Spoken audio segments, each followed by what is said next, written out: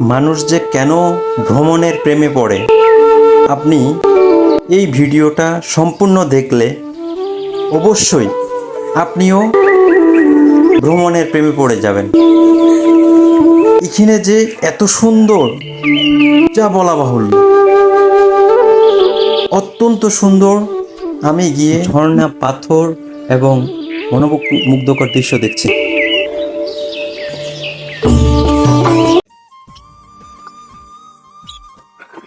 দেখেন এখানে একটা ঝর্ণা ছিল। এই ঝর্ণা, এই পানিগুলো খুব সুন্দর থাকা অবস্থায় এই দৃশ্যটা খুব সুন্দর লাগতো, কিন্তু আজ কর্ণফুলী নদী শুকিয়ে যাওয়াতে খুবই অবস্থা খারাপ। এই পাথরগুলো দেখেন কি সুন্দর পড়ে আছে, এটা শুকিয়ে গিয়েছে, সুন্দর লাগছে।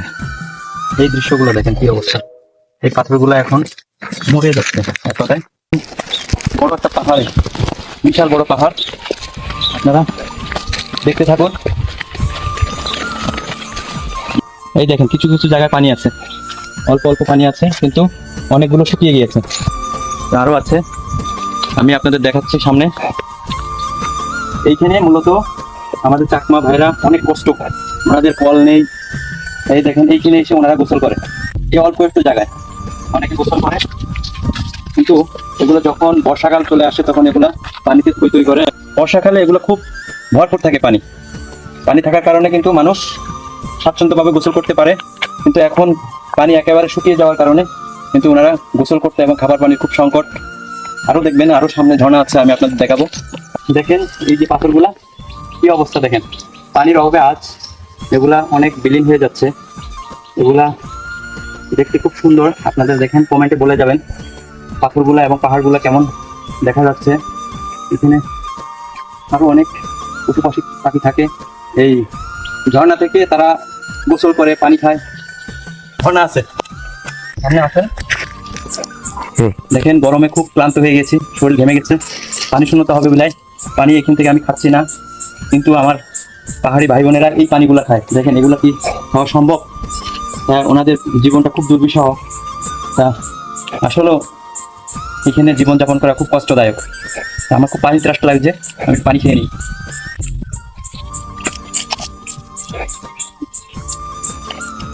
আপনাদের ট্রাভেল করে দেখাবো মূলত পাহাড়ের যে সুন্দর দৃশ্যগুলো আছে, ঝর্ণা, পানির উৎপত্তি কোথায় হয়।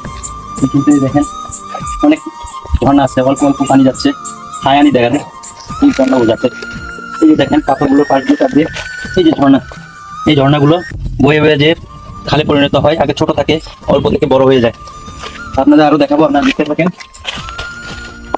প্রচন্ড গরম, দেখেন এগুলো কেমন দেখাচ্ছে, এগুলো প্রাকৃতিক পাথর, এগুলো কোনো বানানো না, এগুলো আল্লাহর সৃষ্টি পাথর। এই পাথর দেখেন কি সুন্দর, এগুলো আগে ঝর্ণা পানি থাকা অবস্থায় পানি কলে ছিল, এখন কিন্তু পানি শুকিয়ে যাওয়ার কারণে এই যে দেখেন ঝর্ণা আছে, অল্প অল্প ঝর্ণা। এই ঝর্ণা দিয়ে এই ঝর্ণাগুলো ভরে যায় যখন পানিতে, এটা প্রচন্ড পানি থাকে এবং দেখতে আরো সুন্দর দেখা যায়, কিন্তু এখন শুকিয়ে যাওয়ার কারণে পাথরগুলো উপরে পড়ে আসে। আপনারা দেখতে থাকুন, অবশ্যই লাইক কমেন্ট শেয়ার করে থাকেন। ভিডিওটা কেমন দেখা যাচ্ছে এবং ব্যাপারটা কেমন হয়েছে, ভ্রমণটা অবশ্যই আপনারা কমেন্টে বলে যাবেন। আমি দেখাচ্ছি পানিগুলো, ঝর্ণার পানিগুলো কেমন, খুব ঠান্ডা পানি, এই পানিগুলো খুব সুন্দর পরিষ্কার, এই পানিগুলো খুব পরিষ্কার দেখা যাচ্ছে। একটু মুখ ধুয়ে নিই, প্রচন্ড গরম লাগতেছে। এখানে কোনো প্রায় 1-2 কিলো আসলাম, কোনো ঘর বাড়ি নেই যে এখানে একটু রেস্ট করবো, মাথাটা ঠান্ডা করে নিই। আপনারা দেখতে থাকুন খুব করে।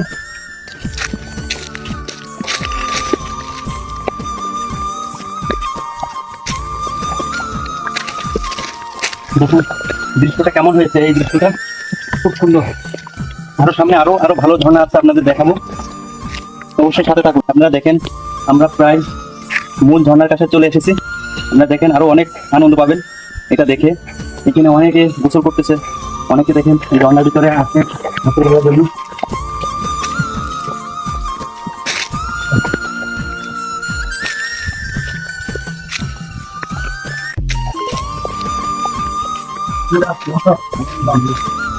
দেখেন আমার দাদারা দাও দাঁত দিতেছে, এটা জানা হয়, এটা দিয়ে ওনারা গাছ কাটে, আমাদের যে সেগুন গাছ আছে এই সেগুন গাছগুলা ওনারা এটা দিয়ে কর্তন করে সাইজ করে তারপরে এগুলো বিক্রি করা হয়। দাদারা খুব পরিশ্রম করে। দেখেন এখানে পানির খুব অভাবের কারণে তারা এই যে এখান থেকে পানি খাচ্ছে, দেখেন ওই যে বোতলে করে পানি পড়তেছে। আসলে এই পানিগুলো খাওয়া ঠিক না, এগুলো অনেক পশু পাখিতে খায়, মানুষ হেঁটে যায় গোসল করে, সেটা খাওয়া ঠিক না। দাদারা খুব কষ্ট করে। দাদা বাড়ি বই দাদা কিন্তু এই এলাকার না, দাদা মারিচে একটা এলাকা আছে, ওই এলাকা থেকে জীবন জীবিকা নির্বাহের জন্য ওনার সংসার চালানোর কষ্টের কারণে এখানে এসে গাছ কাটে এবং ওনারা এই টাকা দিয়ে সংসার চালায়। সকলে দাদাদের জন্য দোয়া করবেন, দাদাদের সুস্থ থাকে। এই যে দেখেন মেন ঝর্ণায় আমি চলে আসছি, দেখেন কি অবস্থা ঝর্ণা করতেছে। মেন ঝর্ণা সামনে, তার সামনে আসছে ঝর্ণা, এটা হচ্ছে ওইখানে গোসল করে। আমি দেখাবো আপনাদের মেন ঝর্ণায় আমি নিয়ে যাচ্ছি, থাকুন।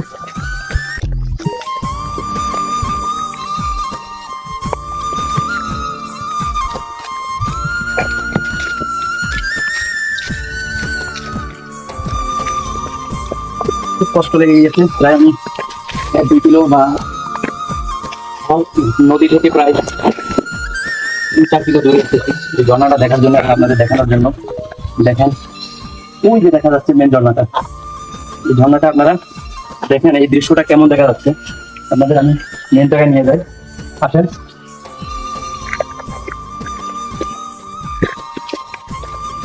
সকলে কমেন্টে বলে যাবেন কেমন লেগেছে ভিডিওটা।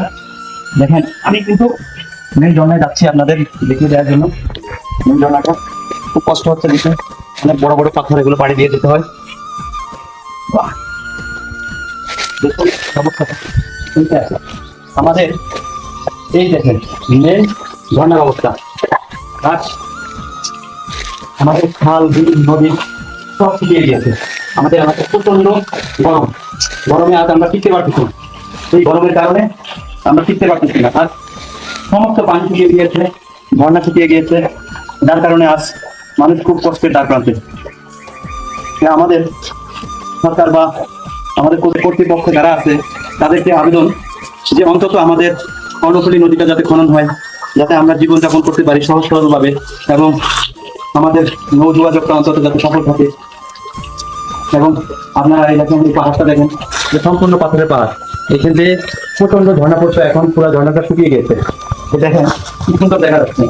এখানে কিন্তু ওই পাথরের কোনায় কোনায় অনেক বড় বড় সাপ থাকে, এই জন্য আমি ওই কোনায় কোনায় গেলাম না, আপনাদের দেখাতে পারতেছি না।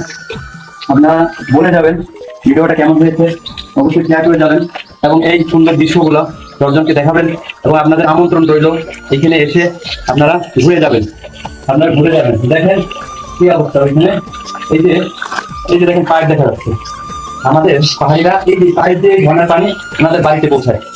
এই পানি ওনারা খুব কষ্ট সাহায্য করে এখানে অন্তত ওনাদের খাবার পানি জোগাড় করতে এই পাইপ কিনতে হয় কমপক্ষে লাখ টাকার উপরে। তাহলে সকলে লাইক কমেন্ট এবং শেয়ার করে যাবেন দৃশ্যটা কেমন হয়েছে এবং ভিডিওটা কেমন লাগলো আপনাদের অবশ্যই জানিয়ে দেবেন। আসসালামু আলাইকুম।